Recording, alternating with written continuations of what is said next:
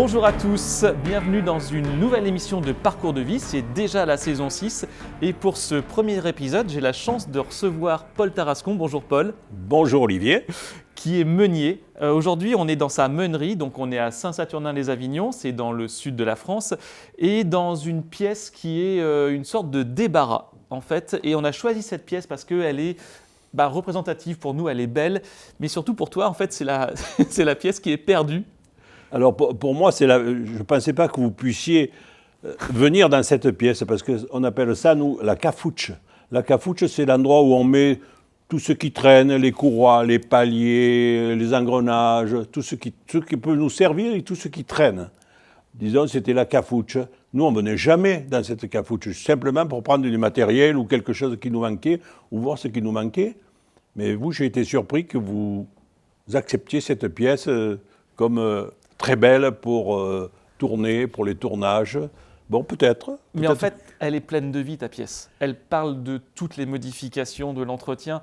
Plus tard, on verra les machines. Ah oui, c'est certain. Et ici, tu as des pièces qui ont peut-être 50 ou 80 ans ou 90 ans. Des poulies, des engrenages qui sont là, qui peuvent servir du jour au lendemain. Parce qu'on a des machines anciennes.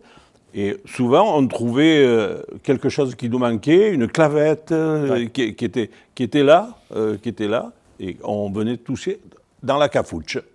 La cafouche, c'est un joli mot de Provence, la cafouche. Ouais, toi, tu es un enfant du pays, toi. Toi, tu es né ici, c'est ton moulin, c'est-à-dire que en fait, tu l'as récupéré, tu l'as entretenu, tu es né là-dedans, tu as travaillé là-dedans, tu me dis, ce moulin, c'est ma vie, en fait. Ce qui est un peu vrai. Oui, en fait, oui, je suis né ici.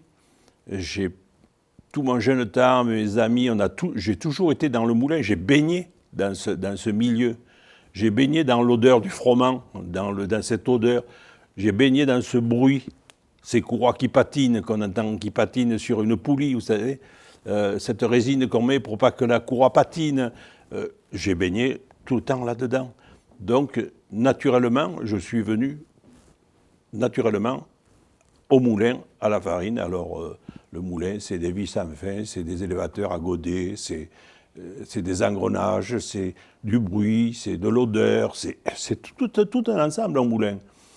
Et vous savez, un meunier, maintenant, celui qui a une minoterie, doit être quelqu'un de polyvalent, qui doit aussi bien monter une machine ou voir les tours du moteur, savoir lire un bilan, faire un bilan analytique, savoir parler à la clientèle, savoir vendre, c'est quelqu'un qui doit être de A à Z dans la polyvalence, tout en connaissant à fond son métier quand même. Hein. Son métier de base, on doit le connaître à fond, parce que ça évolue vite, et puis il y a une concurrence acerbe dans la meunerie, et cette concurrence, qu'on le veuille ou non, fait avancer.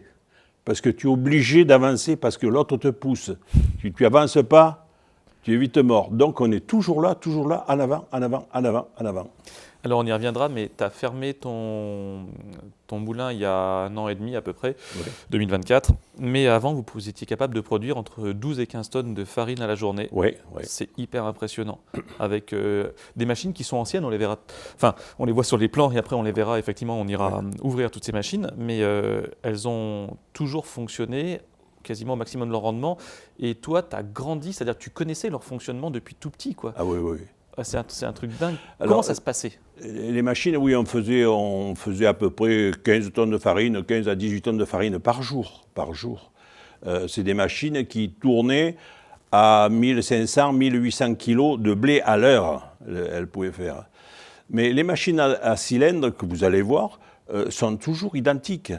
Après la machine, il y a eu la meule, et puis les machines à cylindre. Et on est toujours sur les machines à cylindre.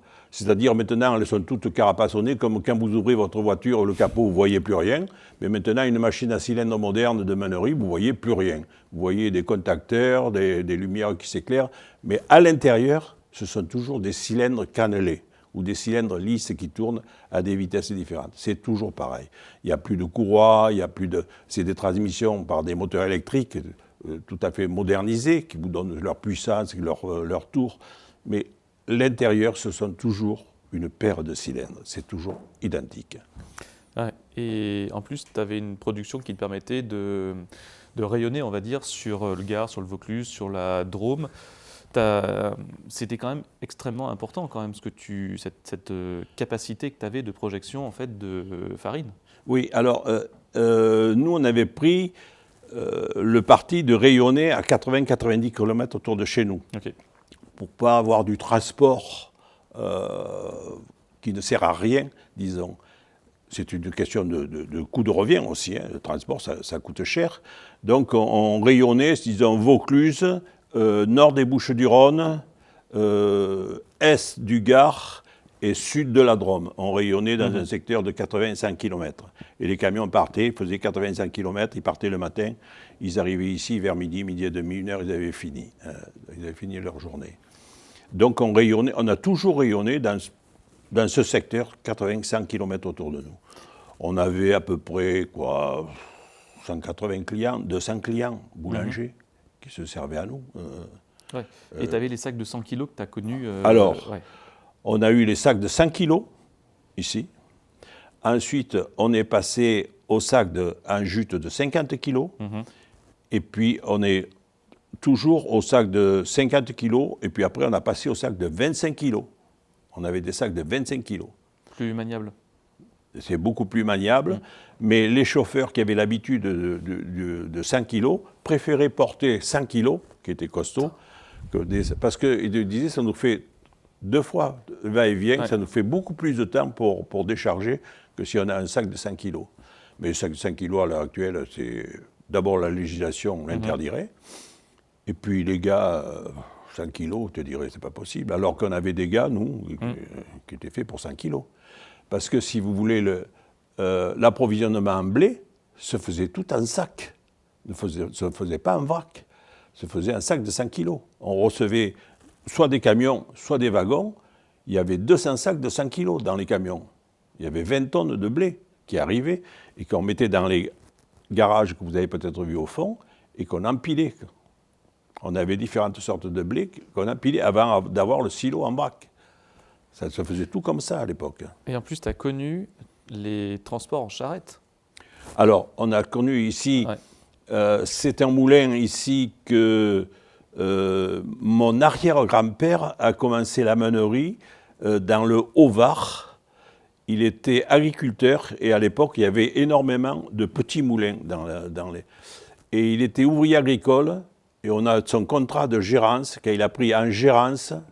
Je pourrais vous le ressortir si vous le voulez, quand il a pris en gérance un petit moulin dans les années 1800 et des poussières. Et puis à partir de là, ensuite mon arrière-grand-père est venu, ensuite mon grand-père avait un moulin à Châteauneuf-de-Gadagne, le village à côté, le moulin du Bourdi. On a encore des sacs d'ailleurs, le moulin du Bourdi, Minoterie Tarascon, moulin du Bourdi. Mais ce moulin est un trop petit, et ici c'est un moulin qui a été construit par les frères Fabre, qui sont enterrés à Saint-Saturnin-les-Avignon, et toutes les années, on va leur porter une fleur, pour se souvenir d'où on vient. Ouais. On construit, et mon grand-père, comme le moulin de Châteauneuf-de-Gadagne était trop petit, a acheté ici, et on a continué ici. Fascinant. Donc, tu me parlais des charrettes. C'est vrai que dans les années... Mon grand-père est venu ici en 1906, a acheté en 1906, à peu près dans ces années 5-6, à peu près. Et il y avait les charrettes. Et les farines étaient livrées par des charretiers. Les charrettes et les chevaux étaient au fond du moulin, là-bas, dans les grands hangars. Les charretiers arrivaient à 3h30 du matin, pansaient leurs chevaux, donnaient à manger, à boire, les attelaient. C'était des charrettes avec 3 tonnes de farine, 30 sacs de farine. Ils partaient à 2-3 charrettes et ils allaient livrer les boulangers au pied du Ventoux. Ils faisaient 30-40 km. La journée, et ils arrivaient ici en fin d'après-midi. Et ces charretiers allaient très doucement, quoi. Mangeaient généralement chez le boulanger et re-rentraient le soir. Et le soir, ils arrivaient avec des pommes de terre, avec des tomates, avec des oignons, parce que tout le long, en marchant doucement, ils voyaient des paysans qui leur donnaient, qui leur vendaient. Et il arrivait que ces charretiers, l'hiver, ils étaient 3 ou 4 charretiers, ils se mettaient sur la même charrette, sous les couvertures, sur la même Là, pour se tenir charrette, chaud. et il arrivait qu'ils s'endormaient. Mais les chevaux, eux, ne dormaient pas. Les chevaux arrivaient et connaissaient leur circuit, leur route, et ils arrivaient directement ici. Il s'avérait que le charretier, des fois, se réveillait, ils étaient arrivés devant le moulin. Les chevaux les avaient menés devant le moulin. C'est génial. Mais c'était un temps long, en fait, parce que la technologie a évolué. Aujourd'hui, on est sur un temps d'immédiateté, en fait. Oui. Et ce temps long, mine de rien, pour avoir vécu une partie, parce que je suis plus tout jeune, et c'était quand même bien. C'est pas pour refaire du genre c'était mieux avant, mais il y avait ce temps en fait où on regardait la nature, il y avait d'autres choses qui faisaient qu'on était plus dans la communication. C'est vrai. Alors qu'aujourd'hui c'est vraiment très tranché, il faut de la rentabilité, tu as moins le temps. C'est dommage. Alors, de la rentabilité, je te coupe, il a toujours fallu de la rentabilité. C'est mal formulé de ma part, oui, mais c'est ça. Il a fallu toujours de la rentabilité. Par rapport à l'époque. Parce qu'on ne peut pas travailler sans rentabilité. On a du personnel, il faut travailler avec une rentabilité.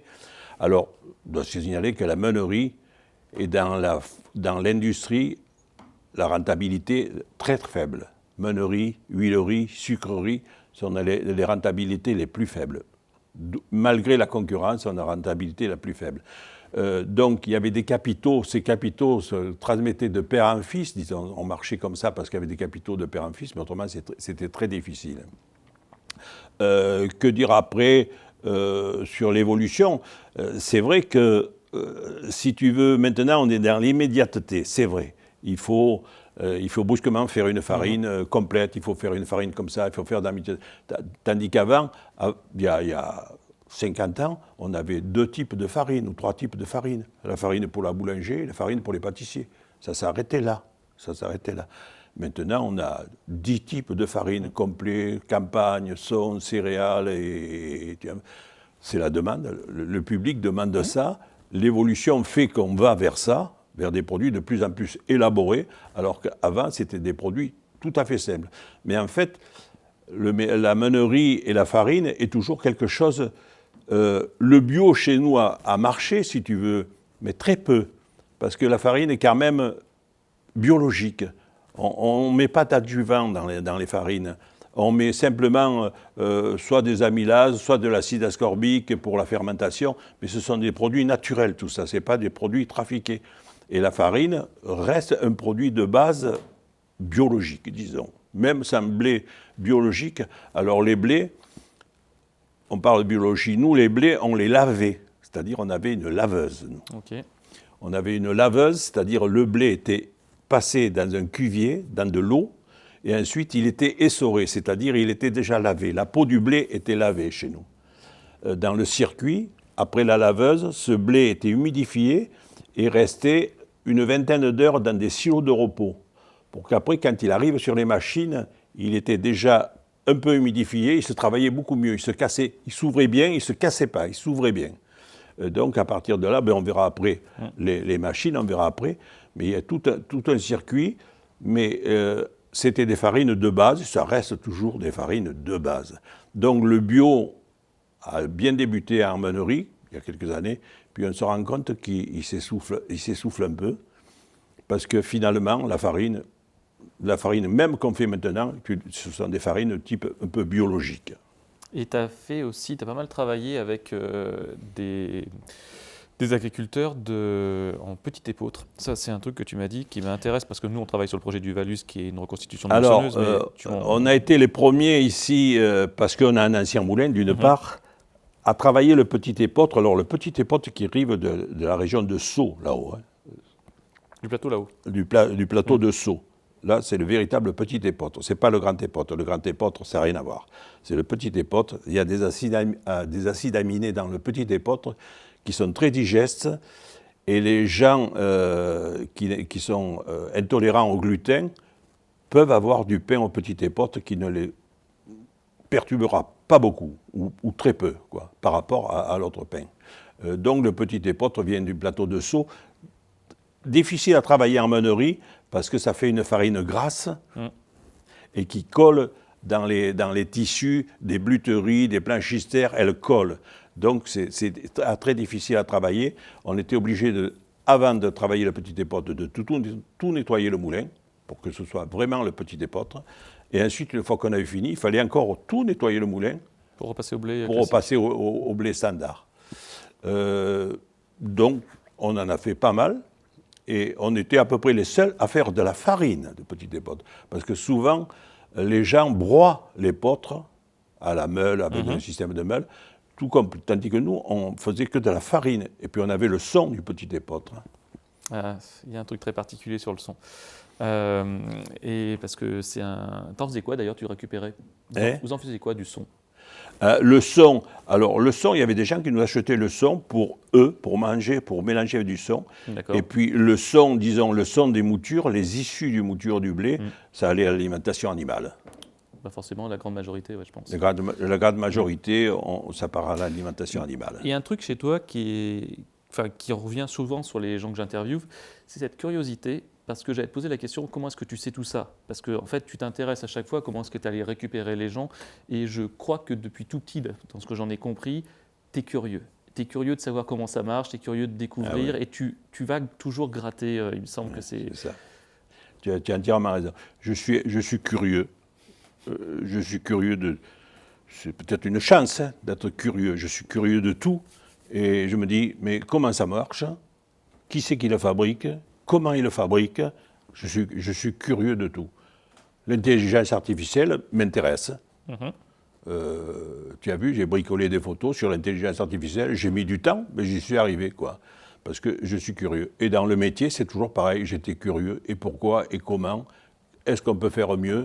Est-ce que la concurrence fait mieux que moi? Tu vois, il n'y a pas de raison qu'ils fassent mieux. Je vais faire aussi bien qu'eux, même je vais faire mieux. Tu vois, c'est tout ça qui nous a amenés à rester si longtemps, d'ailleurs, dans la meunerie.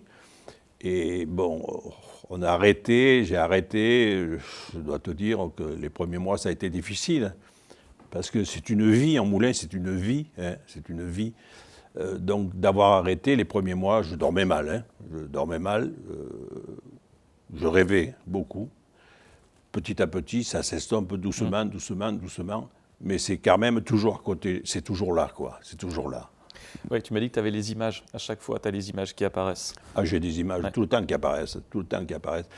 J'ai des images du moulin d'avant, des années. Les agriculteurs ici, devant la route, passaient avec leurs charrettes. C'est dans les années 50, 55. Hein. C'est pas après la guerre. Hein. Ils passaient, ils allaient travailler, ils s'arrêtaient, ils discutaient avec nous. C'est-à-dire, nous, on a toujours été proches des paysans, hein, toujours très proches des paysans. Ils passaient avec leurs chevaux. Les derniers temps, l'historien du village, M. Mounition, le père Mounition, il passait avec sa charrette, mais il promenait son cheval et il promenait lui. Je veux dire, il se promenait avec sa charrette.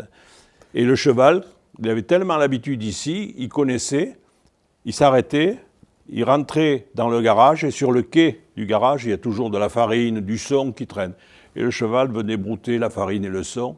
Et le père Mounition lui disait « Oh, Coquet, allez, en arrière, Coquet !» Et Coquet repartait en arrière. C'était des images qui te restent quand tu as 10 ans, 12 ans, 15 ans, ces images qui te restent. Ça. Tu sais, à chaque fois qu'on se voit, je pense à Marcel Pagnol. Tu vois non mais vraiment, tu vois, cette gouaille, ce tempérament du Sud où tu racontes les choses, c'est vivant. Toi, à propos de Marcel Pagnol, toi tu nais en 1940. Je suis né en 1940. À Saint-Saturnin-les-Avignon. Ouais. Ok. Et petite école à Saint-Saturnin. Oui, école Saint-Saturnin. Ouais, et collège à Avignon. Collège Avignon. Ok, nickel. Collège Avignon. Là-dessus, tu finis ça se passe bien. Ça se passe bien, oui. Mais le truc, c'est que tu es toujours à la meunerie. Tu passes ton temps à la meunerie. Oui. Mon temps était ici. Pendant mes vacances, je l'ai passé ici. J'aidais les conducteurs du moulin.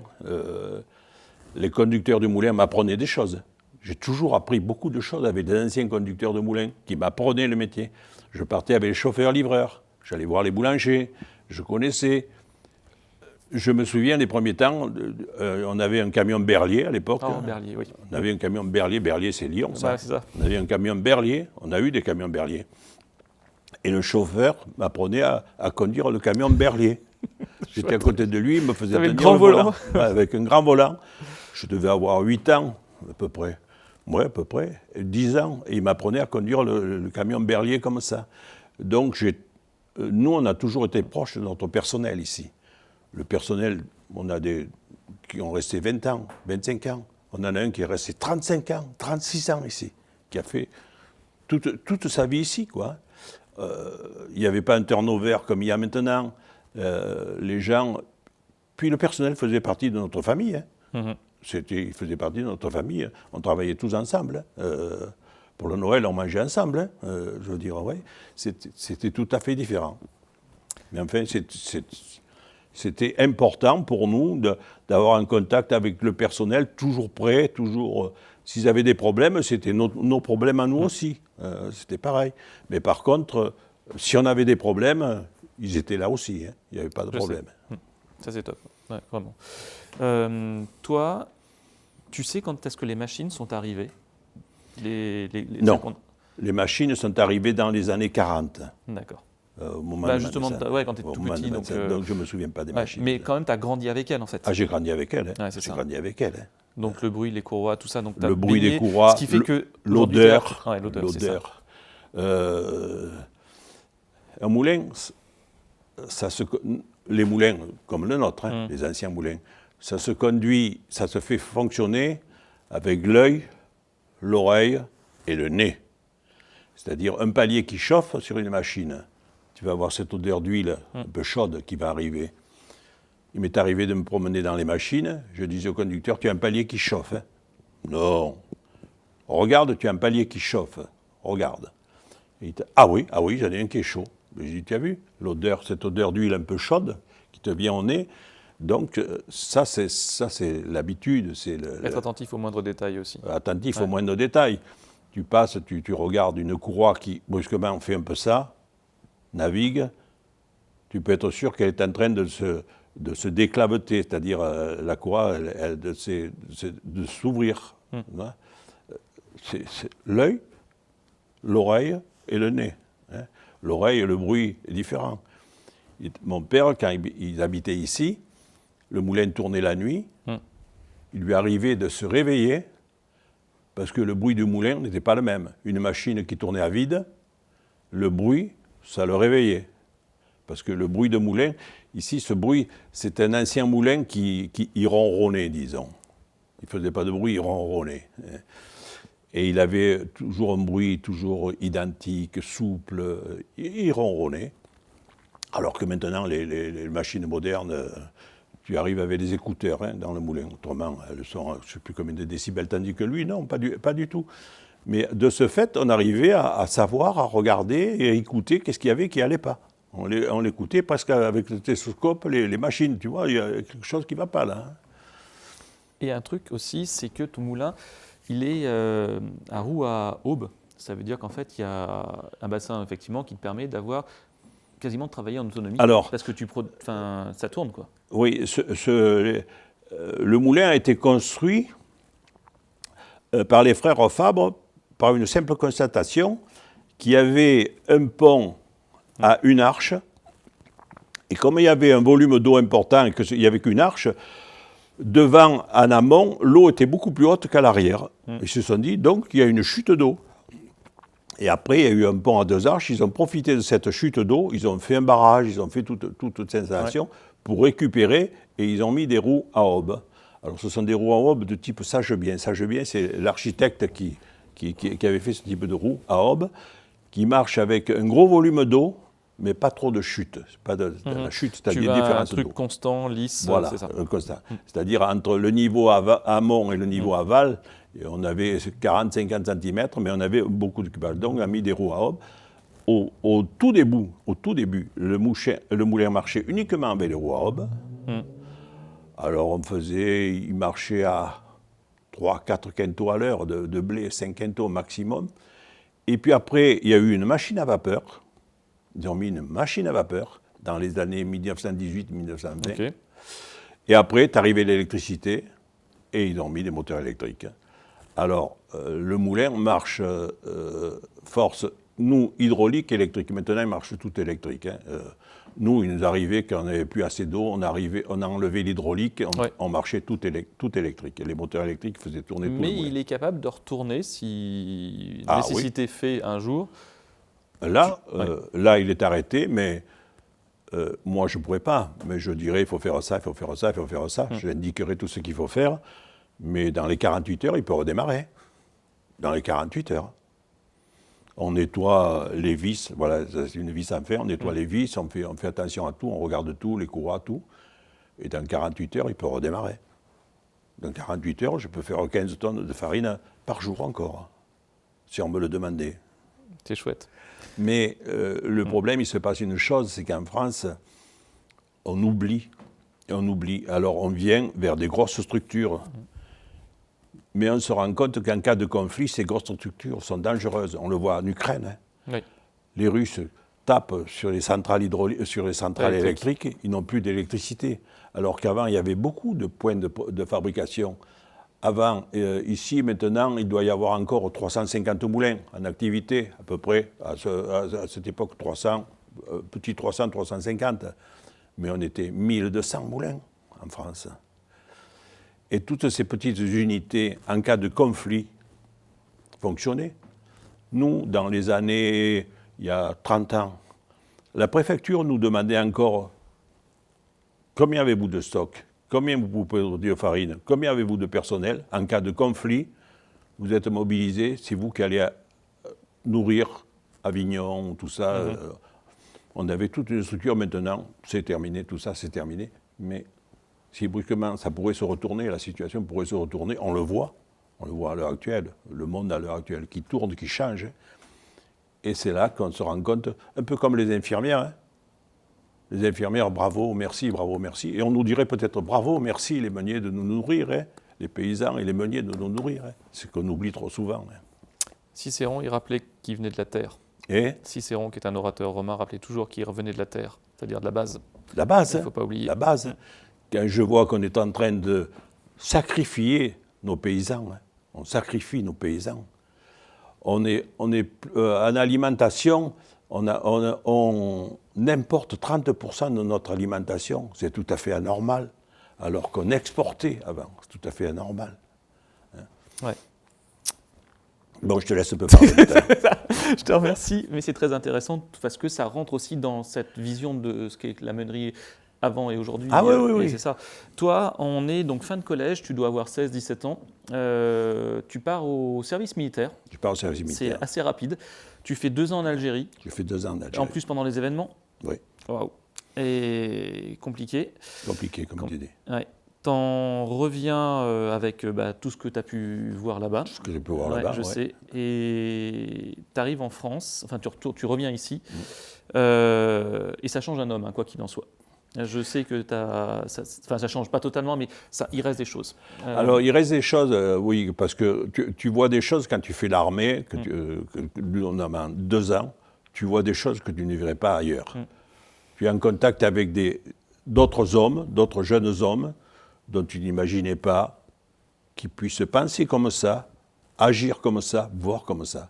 Ça t'amène, ça te nourrit, si tu veux, de différentes façons, mais ça te nourrit, tu vois. Et ça, tu arrives un peu changé, certainement, mais ça t'amène beaucoup de choses à réfléchir, en réflexion. C'est ça, la réflexion. Toi, tu arrives donc à 22 ans ici, tu prends la gérance du moulin à 22 ans. Tu travailles avec ton père? Je travaille avec mon père, après mon père s'arrête, et je travaille avec mon frère. Mon frère qui est là à côté, qui a 92 ans maintenant. Hein. Bel âge. Mais les cheveux blancs, non, c'est la farine qui fait le cheveu blanc. Donc là-dessus, tu vas continuer effectivement à positionner dans le moulin, à essayer de trouver effectivement quels sont les moyens de progresser, d'améliorer. Ouais, c'est ça. Ouais, ça a toujours été ça. Tu mènes une vie de famille aussi, tu rencontres Monique, vous vous mariez, tu as des enfants. J'ai des enfants. Dont Valérie, qui est ta fille, qui tient alors la boulangerie, parce qu'on n'a pas parlé de la boulangerie, parce qu'il y a ce travail en fait entre le moulin et la boulangerie, dont tu as une très grosse boulangerie à Carpentras, en 2000 je crois, un truc comme ça. Je vais un petit peu vite, je saute rapidement, mais c'est ça. Hein. Oui, on a une très grosse boulangerie à Carpentras. En fait, on a eu 2 casquettes, parce que c'est arrivé tout à fait par hasard. On servait cette grosse boulangerie, ils voulaient la vendre, il y avait des problèmes. Moi, je m'occupais de la vente de boulangerie aussi. Dans notre métier, on est toujours en amont. Je faisais de la vente de la boulangerie, je m'occupais des bilans, des financements, je m'occupais de tout ça. Mon frère était plus technique ici, lui était resté au moulin. Moi, j'étais plutôt commercial, technico-commercial, si tu veux. Okay. Voilà, technico-commercial. Et après, c'est trouvé qu'on a trouvé cette boulangerie. Donc, on a pris cette boulangerie qu'on a toujours, d'ailleurs, à Carpentras, qui est une grosse affaire. J'allais dire une belle affaire, oui, belle affaire, mais parce qu'on l'a fait tourner, parce que Valérie l'a fait tourner très très bien, quoi. Elle est avisée là-dessus, elle regarde tout, elle voit tout ce qui se fait, et elle est toujours au niveau des devant. Je lui dis, il faut toujours avoir le pied sur l'accélérateur dans les affaires. Elle est ce qu'on appelle proactive aujourd'hui. Elle est très active, elle est très active. Et donc, tu as toujours cette double casquette, c'est-à-dire effectivement d'artisan, parce que tu es dans le milieu. Oui. Et en même temps, ce qui s'est beaucoup développé, c'est l'administratif. Tu as dû voir effectivement la charge administrative avec le temps qui a évolué et qui prend énormément de temps sur ton savoir-faire en fait. C'est ce que les artisans me disent, c'est que ça bouffe leur temps. C'est ça, ouais. C'est ça. Ma fille, elle me dit, je passe 30%, plus de 30% de mon temps dans de l'administratif. D'ailleurs, on le voit très bien au niveau français. Tout le monde se plaint de ça. On est bouffé par l'administratif, petit à petit. Mais je comprends, on emploie des gens. Ces gens se disent, qu'est-ce qu'il faut faire? Ils créent des normes. Et alors, on souffre de ces normes. Après, je pense qu'il faut aussi dire qu'il y a des normes, c'est important. On a besoin d'avoir des cadrages aussi. Il y a des normes qui sont importantes.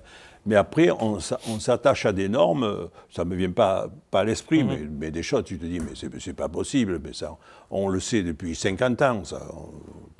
Ils nous demandent des choses, mais ça sert à rien. Tu vois, ça sert strictement à rien. Et ça nous fait perdre du temps. Et au lieu de mettre nos compétences au service de nos compétences, de savoir ce qu'on fait, on est obligé de passer du temps à remplir de la paperasse. D'ailleurs, c'est tous les commerces, tous les artistes. Et ce qui étouffe, ce qui nous étouffe et ce qui étouffe la France, doucement, étouffe la France. Je veux dire, pas de problème, pourquoi les autres passent devant? J'ai appris que pour faire une tour à Shanghai, il faut 2 ans d'études. À Paris, il faut 6 ans d'études. Donc, alors après, je reste toujours dubitatif. Enfin, tu sais, je mets un stop 2 secondes parce que je me dis, effectivement, plus tu as d'années d'études, plus aussi tu es capable d'anticiper. Il y a des choses, en fait, il y a une question de rapidité aussi, il ne faut pas être trop rapide non plus. On en parlait tout à l'heure. Oui. Je comprends ce que tu veux dire, mais c'est vrai que j'ai tendance à nuancer parce que je me dis que plus tu fais de choses, mieux ça se passera après. Ah, mieux ça se passera. Si tu veux, je ne sais pas quel philosophe a dit ça, il faut toujours regarder derrière ce qui s'est passé. Autrement, si tu ne le fais pas, devant, tu vois le devant dans le brouillard. C'est flou ce que tu vas voir devant. Ce sera toujours dans le brouillard parce que tu n'as pas vu derrière ce qui s'était passé. Je ne sais pas, c'est un philosophe qui a dit ça. Oui, même pour ce que j'ai étudié, moi, dans les classiques et dans les antiques, c'est cyclique. Enfin, heureusement qu'il y a les anciens. Mais voilà. On oublie de temps en temps les anciens. On oublie, mais maintenant on l'oublie trop souvent. On l'oublie beaucoup trop souvent. Je vois même moi, à mon petit niveau, c'est pas que je veuille... mais des fois, on pourrait nous poser des questions alors qu'on ne nous pose pas de questions. Des choses qu'on sait, qu'on pourrait dire, on ne nous pose pas de questions. Et c'est important cette transmission, d'ailleurs, ce que tu nous expliqueras pour les machines. Avant, et on va y revenir justement, je te remercie parce que c'était un des pans de cette interview, c'est comment ça se passe, tout le trajet du blé, c'est-à-dire comment ça se passe, comment ça se décortique pragmatiquement jusqu'à obtenir effectivement de la farine. Parce que il y a tout un process en fait. Tu m'as parlé de lavage effectivement, mais logiquement vous recevez des sacs où c'est simplement les grains ou c'est les épis. Vous savez quoi en fait de l'arrivée jusqu'au sac en fait qu'on a là-bas. Oui. Alors vous avez vu, on pourra regarder les machines après. Quand j'aurai fini mon cours, tu sauras faire marcher le moulin. Non mais la transmission, c'est le but, c'est d'expliquer. On reçoit du blé. Alors maintenant c'est plus un sac, on reçoit du blé en vrac. Vous avez vu le silo, c'est un silo d'à peu près 700 tonnes de blé, on peut mettre 700 tonnes de blé. On reçoit du blé du centre de la France, majoritairement. Indre, Cher, Allier, centre de la France, c'est les gros producteurs. C'est toi qui choisis Alors, je fais partie d'un groupement qui s'appelle toujours Meunier de France et Festival des Pins. Et là, on a des laboratoires qui analysent les blés. Et ils nous disent, voilà, ce blé dans cette coopérative, telle valeur. Okay. Ce blé dans cette coopérative, telle valeur. Vous voulez, vous faites vos mélanges, vous faites ci, et vous achetez d'après la valeur des blés, comme vous dit. On a des analyses de blé. On a des analyses de blé, protéines et tout et tout. On achète nos blés comme ça, par courtier. Je fais partie de ce groupement, mais on est chacun chez soi. On est chacun chez soi. Le groupement, c'est pour nous aider, si tu veux, au niveau des analyses de blé, des analyses de farine, des achats de sacs. On faisait des achats groupés, tu vois. Donc on reçoit le blé. Ce blé est stocké dans des silos selon ses variétés qu'on connaît, selon ses qualités. Ensuite, à partir de là, on fait nos mélanges, on dit 10% de celui-là, 20% de celui-là, 30% de ça. On a des distributeurs volumétriques qui nous donnent le pourcentage et on envoie ça au lavage. Alors là, au lavage, il y a des trieurs qui, disons, ces trieurs vont enlever tout ce qui est petites graines, graines d'avoine, graines, tout ce qui n'est pas blé, tous ces trieurs vont enlever tout ça. Ensuite, ça passe au lavage. Au lavage, ça passe dans l'eau. On appelle ça un cuvier. Maintenant, ça n'existe plus, ça. Mais ça, c'est très important. Le cuvier, on essore et ensuite on humidifie le blé pour que le blé arrive à une certaine humidité, à 14-15% d'humidité. Et ensuite, on le fait reposer dans des silos de repos, dans des boisseaux de repos qui sont là derrière. Ils se reposent 24 heures, 24 heures à peu près. Et ensuite, on les envoie aux machines. Quand on dit ça, on les envoie aux machines, ils se sont reposés, on envoie aux machines à cylindre cannelé et cylindre lisse, qu'on verra après. Pourquoi cannelé, pourquoi lisse? Enfin, je vois bien l'idée de canneleur. L'idée, c'est de faire quoi? Plusieurs étapes pour dégrossir, enfin pour réduire? Voilà. Alors, il y a plusieurs les machines, tu as le B1, B2, B3, c'est-à-dire, tu as la machine premier cylindre, deuxième cylindre, troisième cylindre. C'est deux cylindres qui tournent à des vitesses différentes et avec des cannelures différentes. Plus on va vers la fin, plus les cannelures sont fines pour ouvrir le grain de blé. Là, on sépare l'amande de l'enveloppe. L'amande, c'est l'intérieur du blé, l'enveloppe, c'est le son. On le sépare. Cette amande, on la prend, on la sort. L'amande, si tu veux, c'est de la semoule. Ouais. Et ces semoules vont être transformées en farine sur des convertisseurs, c'est-à-dire c'est des machines avec des cylindres lisses. Là, on travaille à la pression. Avec les cylindres cannelés, on travaille à l'extraction. Okay. On ouvre et on extrait. Tandis qu'après, on travaille à la pression. Ces semoules vont être écrasées, ils vont passer au tamisage. Et après ces tamisages, soit farine, c'est les blanchisseurs ou les centrifuges, soit farine, soit rebut, pas rebut, enfin, refus, c'est refus, et ça se refait travailler jusqu'à un certain point où on va dire, bon, là, on arrête, la farine est assez pure, alors type 55, 45, 60, 80. Alors, c'est les dénominations, justement, de tous ces chiffres, ça veut dire quoi? Alors, type 65, par exemple, le type, ce n'est pas la qualité de la farine, c'est tout à fait différent. Le type, c'est le taux de cendre qu'il y a dans la farine. C'est-à-dire le taux de cendre, si on prend 9 grammes de farine, on le met à 800 degrés ou 900 degrés pendant un certain temps, et il va rester des matières minérales. Okay. C'est ce qui est le taux de cendre. Alors, plus on tamise, plus le taux de cendre sera petit. Moins on tamise, plus le taux de cendre sera important. Et quels sont les avantages et inconvénients justement de ces taux de cendre en fait, plus ou moins élevés? Alors ça c'est l'administratif qui nous demande le taux de cendre, mais plus le taux de cendre est élevé, plus la farine est complète. Si tu as un taux de cendre de 80, tu auras une farine qui sera un peu grise. Tu as une farine de 45, type pâtisserie, tu as une farine très blanche. Et très fine. Il vaut mieux des farines avec des taux de cendre de 65 ou 80. Il y a beaucoup plus de bonnes matières qui sont dans cette farine. Et après, vous passez au conditionnement? Après, on passe au conditionnement. Alors, une fois fini, voilà le vis à farine, tu vois. La grande, là, qui est là, effectivement. Là, tout le long, qui lui. Une fois que la farine est finie, elle est mélangée On fait des mélanges, on la mélange beaucoup. Et puis on l'envoie dans les stockages, dans les silos de stockage. Silos de stockage, et ensuite on a des emballeuses automatiques qui emballent les sacs de 50 kilos.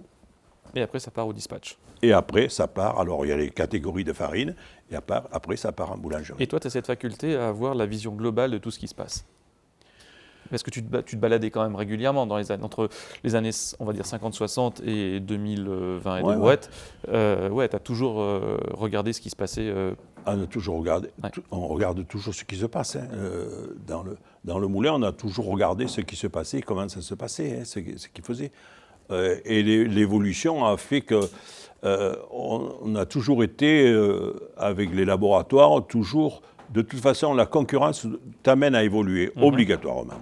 Quand tu n'as plus de concurrence, tu finis par t'asseoir sur le fauteuil, tu vois. Oui, c'est ça. Et la concurrence t'oblige... C'est motivant. C'est motivant. Ouais. C'est stimulant. Et c'est motivant, c'est stimulant. Puis si tu ne le fais pas, tu vas mourir. Tu vois ce que je veux dire? Si tu ne le fais pas, tu peux être sûr qu'il y a quelqu'un qui va te passer devant, ou des nouveaux produits, on le voit au niveau technique, tout ce qui se passe au niveau technique. Ce que vous avez en technique, il y a 40 ans, on vous aurait dit nos téléphones portables qui sont devenus de véritables ordinateurs. Je veux dire, on voit l'évolution, on voit l'intelligence artificielle, on voit... on se dit, mais ça va à une allure, alors jusqu'où ça ira, je ne sais pas. Mais c'est intéressant. Pour moi qui suis curieux, c'est intéressant. Bah, tu m'étonnes. Donc ton moulin, tu le fais avancer, on va dire des années 60 à peu près, jusqu'à 2000... Enfin, ça tourne en fait. Hein. Oui, jusqu'à ce que ça tourne, jusqu'à 2023. Tu as 11 personnes, je crois, que tu emploies. Il y a 11 personnes dans le moulin qui tournent.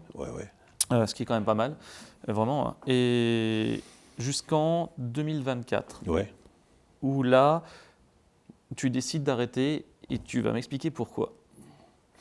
Alors, on décide d'arrêter parce que Valérie, ma fille, est restée là. Mon fils est parti vers d'autres cieux, disons, comme il est pilote de ligne. Mes petits-enfants, un qui est aussi pilote de ligne. Les autres ne se sont pas venus vers ce secteur. Donc, moi, 86 ans, Valérie, 56 ans, on fait quoi?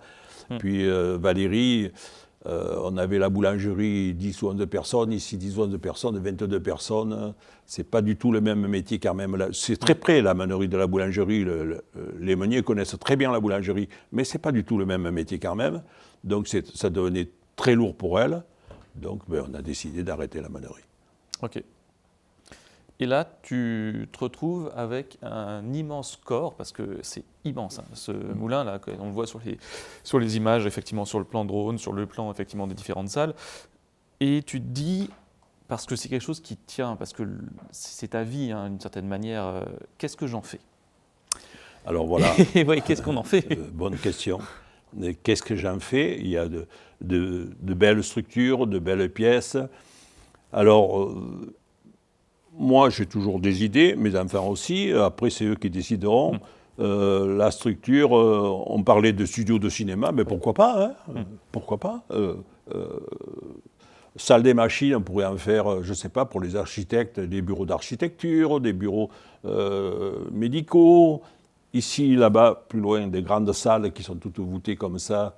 On pourrait faire des salles de réception. Choses comme ça. On pense un peu à tout. Et tu as une idée aussi pour la zone du bassin là-bas, qui est vraiment très jolie avec les roues, c'est effectivement d'avoir une sorte de restaurant. Voilà. Parce que ça pourrait être, effectivement, l'idée c'est de conserver ce bâtiment, ces lieux, et surtout tu veux garder certaines machines ou les intégrer justement. Ah oui. Alors, on réfléchit, disons, pour garder l'esprit du moulin. Ici. Même garder certaines machines. Dans certains lieux, peut-être garder certaines machines. Ou certaines... des paliers, ou des courroies, ou... garder certaines choses pour dire, c'était un moulin. Et je m'arrive à réfléchir, dire... et mettre une plaque en disant, ici, ce bâtiment a été un moulin de telle année à telle année, et il a travaillé tant de tonnes de blé. Et ça va se traiter par des milliers de tonnes de blé. Vous voyez, Tu as calculé, il me semble. j'ai calculé. Parce que c'est pas une crépine, c'est un. Ah ouais. En bas, l'emballage se faisait au premier étage des farines. Et les farines, les camions étaient au rez-de-chaussée. Donc il y a une glissière. C'est ça. Et j'ai calculé un jour combien de tonnes de farine avaient passé sur cette glissière, qui est là depuis des années et des années. Il a passé tellement de sacs que la glissière, la planche qui devait faire 15 mm ou 20 mm d'épais, elle ne fait plus que 2 mm d'épais. À la fin, tellement les sacs qui ont passé l'ont poli. En fait, la glissière est une pollution. Mais il a passé des tonnes et des tonnes de farine. Et des fois, je regarde cette glissière, je vois tous les sacs de farine qui ont passé là-dessus, quoi. Qu'est-ce que tu dirais maintenant, avec le recul, sur toute cette vie, toi? Mais chaque époque a sa vie, quand même. Ça, c'est une époque avec une certaine vie. Peut-être maintenant, ça sera mieux. Je ne sais pas, certainement. Pour moi, c'était bien. Peut-être demain, ça serait mieux ou moins bien. Je ne sais pas. Tout dépend comment on voit la vie aussi. Moi, je vois peut-être la vie, parce que j'ai vécu ici, je la vois d'une certaine façon, d'autres la voient d'une autre façon, je veux dire chacun. Mais j'ai vécu une vie de meunier. Voilà. J'ai vécu une vie de meunier. Et t'en es content. Et t'en es très content. Et j'en suis très content. Je sais. Et je suis très content. Je te remercie, Paul, pour cette explication sur ta vie, sur ton cœur, en fait, parce que c'est ça. Et on va passer maintenant sur les explications des machines. Bien volontiers, comme ça. Ouais. Après, tu seras capable de mettre en route le moulin. Je te remercie, Paul. Merci, Olivier. Merci à vous. Merci alors à toute l'équipe aussi. Merci à vous pour votre professionnalisme. Merci pour votre efficacité, parce que nous, en fait, on les a vus, enfin vaguement, parce qu'on est en train de parler, tourner. Et c'est vrai qu'on a la chance d'avoir cette capacité de projection et de... Ah, parce qu'il tournait là? Il tournait, effectivement. Donc, on y va? Allez, on y va. Allez, go. On y va.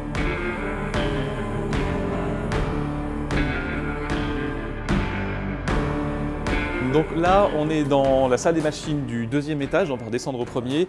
Et ici, tu as des machines justement qui s'occupent de centrifuger, enfin je ne sais pas si ça se dit, mais centrifuger le blé, avec des courroies qui sont croisées. Pourquoi elles sont croisées? C'est ce truc, alors, effectivement. Les courroies sont croisées pour inverser le sens de marche. Tu as l'axe principal avec toutes les poulies et les courroies, et le fait de croiser, ça inverse le sens de marche. C'est-à-dire, si celle-là tourne à droite, celle-là va tourner à gauche. Là. Ok. Il y a une certaine rigidification aussi dans le fait de croiser. Hein? Il y a une certaine rigidification, ça permet de tendre aussi. Alors, la rigidification, c'est nous qui la donnons en mettant les agrafes, en calculant exactement les agrafes qu'il faut mettre. Alors, ce que tu appelles agrafe, voilà, c'est ça? Voilà, ça, c'est les agrafes qu'on met. Voilà. Ok, donc ça veut dire que tout est calé. Alors, ici, bon, tout le moulin, il faut une force hydraulique et une force électrique. Il nous fallait à peu près 100 kW. Ici, c'est un des étages du tamisage. Ça, c'est des mini planchistères. Il y a des planchistères en haut. Et ça, c'est des centrifuges. Alors ici, nous, la mobilité de toutes les machines se fait par courroie, par transmission de courroie. Okay. Il y a quelques-unes qui ont des moteurs électriques, mais l'essentiel, ce sont des courroies. C'est marrant, tes courroies, elles sont en tissu et pas en cuir. Alors, ça, c'est les dernières courroies, ouais. Les courroies modernes, disons. Mais les courroies anciennes, tu as des courroies en cuir là, tu vois, celle-là, celle-là est en cuir. Ça, c'est des cuirs qui ont 60 ans, 80 ans, hein. Facile. Et alors, c'est des cuirs, les vieux cuirs, les courroies, on mettait les cuirs étaient tannés et ne se détendaient pas. Maintenant, les courroies, tu peux toujours avoir des courroies en cuir, mais les cuirs, ils se détendent. Et là, on a une centrifugeuse donc, là, que tu as ouverte, il me semble. Oui. On peut voir. Ouais. On peut voir une centrifuge. Le produit arrive là. La farine passée de ce côté par le tamisage. Là, on a des tamis de l'ordre du micron. Ici, de l'ordre du micron, soit des tamis métalliques, soit des tamis plastiques maintenant, mais enfin, c'est surtout du métallique. Nous, on a surtout du métallique. Toutes ces petites encoches que vous voyez collées, c'est qu'il y a eu des petits trous qui ont été faits et on bouche les petits trous. Alors, la farine passe ici, elle est récupérée, elle part dans les chambres à farine, et ce qui n'est pas farine repart par derrière et va se refaire travailler sur les machines. Et les sacs qui sont ici, là, ça... Alors ça, ce sont des sacs de reprise, maintenant de moins en moins, mais en fait, on reprenait des produits qu'on prenait ici, qu'on remettait sur d'autres machines. D'accord. On fait de la reprise ici. Ok. Donc là, on est dans les machines, on a ouverte une des machines et tu me parlais effectivement des cylindres. Et d'ailleurs, là, on a encore de la farine. Et là aussi, on en a qui est justement ici, qu'on voit. Comment ça se passait pragmatiquement là, pour cette machine-là? Alors, cette machine, nous, on est en moulin sur élévateur. Tout arrivait par gravité, c'est-à-dire, vous voyez, ça descend tout descend par gravité. Ouais. Alors que maintenant, il y a les moulins modernes, c'est tout par pneumatique. Et la gravité y est toujours, mais compte de moins en moins. Ça, c'est des machines à cylindres cannelés. C'est des broyeurs, ça. Tu as des broyeurs ici. 1, 2, 3, 4 broyeurs ici. Okay. Et tu as un désagrégeur là-bas. Je t'expliquerai le désagrégeur. Alors, les cylindres broyeurs, c'est des cylindres cannelés. On voit les cannelures, là. Oui. Alors, sur le B1, le premier passage, tu as de grosses cannelures. Ensuite, tu as le B2, des cannelures un peu plus fines, B3 de l'autre côté, B4 et B5. Donc tu as 5 passages. De plus en plus fin.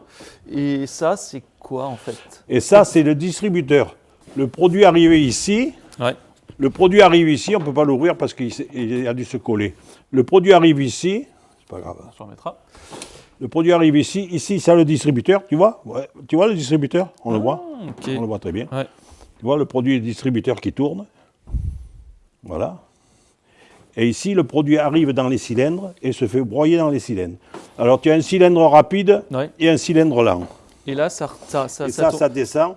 Et ça descend par gravité dans les pieds de l'élévateur. Et ce sont des élévateurs à côté qui vont remonter les produits. C'est ça qui me manquait pour remonter. Ok, donc ça, c'est de plus en plus fin, jusqu'au désagrégateur qu'on va voir juste après. Ici, on travaille à l'extraction, comme je t'ai dit tout à l'heure. On est en train d'ouvrir le grain de blé pour prendre l'amande ici à l'intérieur. Et dans le tamisage, on prend l'amande. Après, l'amande, si tu veux, c'est la semoule. Cette semoule, on va travailler à la pression. On va voir sur les machines, on va travailler à la pression. Pour écraser, pour en devenir justement cette matière très fine qui est la farine. Comme alors, si tu veux, je vais vous faire voir plusieurs cylindres avec des cannelures différentes. Ok. Bon, tu suis. C'est bon? Oui. C'est bon. Ah oui, donc grosse cannelure. Grosse cannelure. Pour extraire. Petite cannelure, B4, c'est le 4e passage, ça. Tu vois, les cannelures, au plus ça va, au plus les cannelures sont fines. Alors ça, c'est les broyeurs. Ensuite, la semoule, on va travailler sur les convertisseurs. Les convertisseurs sont des machines à cylindre lisse. Ah oui, c'est-à-dire qu'il n'y a plus rien, effectivement. Je pense qu'on le voit ici. Effectivement, il est tout lisse. En fait, c'est comme des presses d'imprimerie, tu vois, tu sais, les rouleaux d'imprimerie. Ouais, voilà, c'est ça. On travaille à la pression. Alors, la pression, ici, celui-là, quelqu'un l'a mis à la route, mais pour rien. Voilà. Ça ne devrait pas être... Là, les cylindres sont parallèles et sont ouverts. Quand on tire là, les cylindres se rapprochent et travaillent à la pression. Alors, les réglages se font par ici et par ici. Les cylindres doivent être toujours bien parallèles, bien à plat et bien parallèles. Parallèles parce que quand on ouvre, on fait ça. Les cylindres font ça. Alors, il y en a un qui tourne vite, l'autre tourne moins vite. Là-bas, et ici, exactement pareil. Mais ici, c'est des cylindres lisses, sans rien. Pression. Là-bas, extraction. Ici, pression. OK. Et alors, tous ces tuyaux que tu vois, là, qui ne sont plus là, c'est des tuyaux d'aspiration. Il y a une aspiration centralisée. C'est-à-dire, il y a un gros aspirateur qui aspire de partout sur toutes les machines. Autrement, on aurait énormément de poussière. Oui. Et comment tu sais à quel moment, quand tu veux régler forcément, comment tu sais à quel moment tu es bon dans on va dire, l'épaisseur de la farine Oui, enfin. ça c'est le... Je ne le dirai pas, c'est un secret. Ah, flûte. Non, c'est le métier. On voit les semoules et la farine qui passent là. Si tu serres trop, ça se plaquette, c'est-à-dire elles sont agglomérées. Ok. Le produit qui va sortir va être avec des petites plaquettes agglomérées. Mais on a une machine qui enlève ces plaquettes après, s'il faut faire, pour le tamisage. Très bien. Pour qu'au tamis, il n'arrive pas des plaquettes. Mhm. On fait le réglage selon...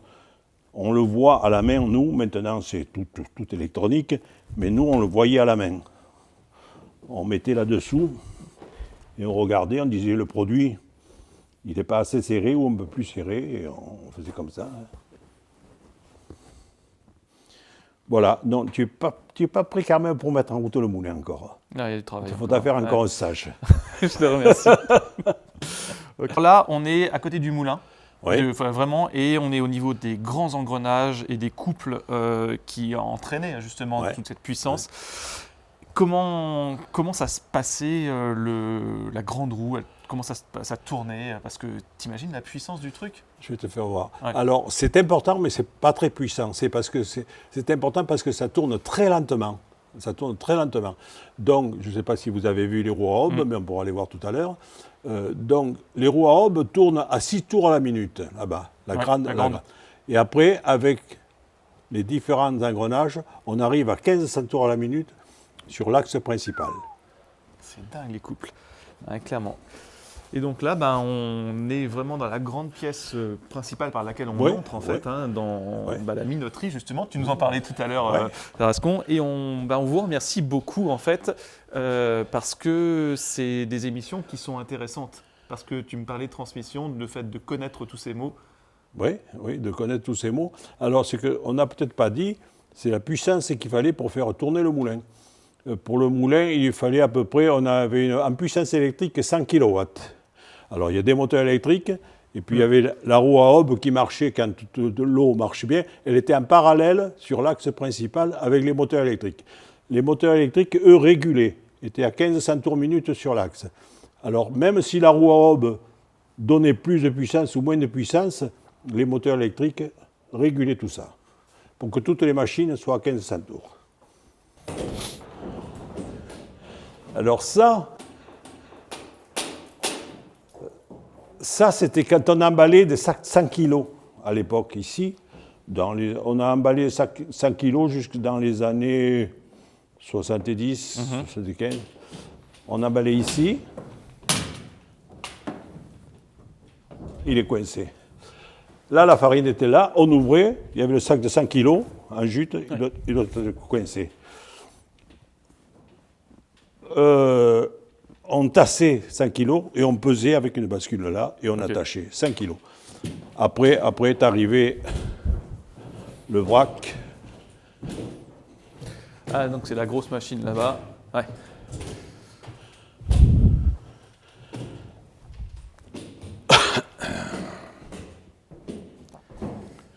Alors là, on est à l'emballeuse, c'est ça? Alors là, on est à l'emballeuse, il n'y a plus de sacs, mais il y avait des sacs. Voilà, chambre à farine.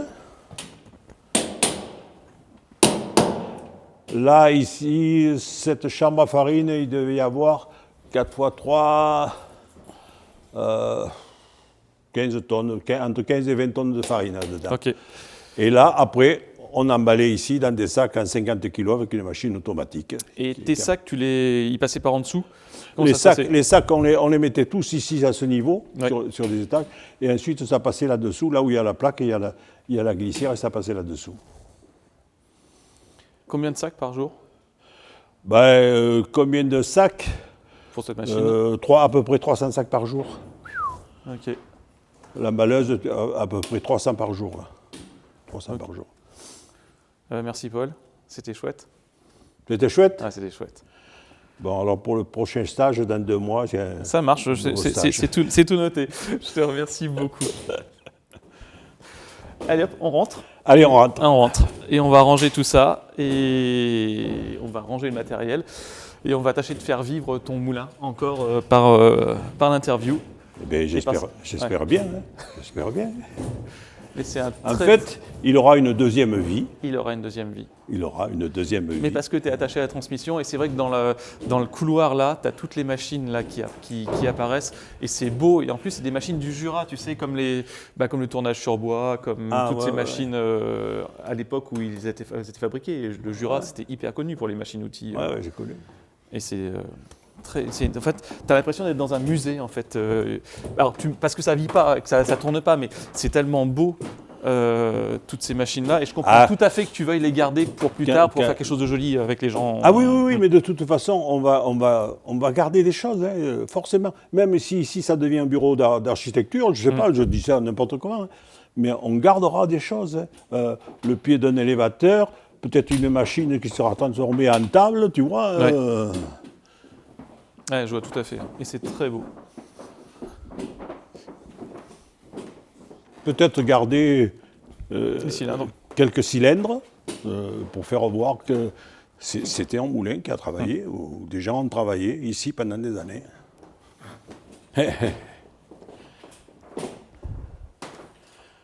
Bon, alors tu as bien compris, hein? Et après, il y a interrogation écrite ce soir. Allez, viens. Interrogation écrite. Broyeur, convertisseur.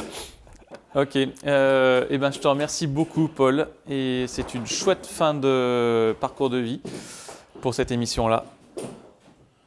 C'est moi qui vous remercie. Ouais, c'était top. De vous intéresser à tout ça, parce que peu de gens maintenant s'intéressent au métier. Quand on parle minotier, meunier, minoterie, les gens me disent miroiterie. Je dis non, minoterie. Ah bon, peu de gens savent ce qu'est une méthode. Si tu fais un stop-trottoir, comme on dit un trottoir, là, tu demandes une minoterie, tu vas en avoir 2 sur 10 qui vont te dire ce que c'est, les autres ne savent pas. Donc, avec vous, maintenant, ils sauront. Merci, Paul. Allez, on se fait fin de l'émission. Merci beaucoup à tous de nous avoir suivis. Et on est parti bientôt pour une autre émission, mais ça sera les découvertes un peu plus tard.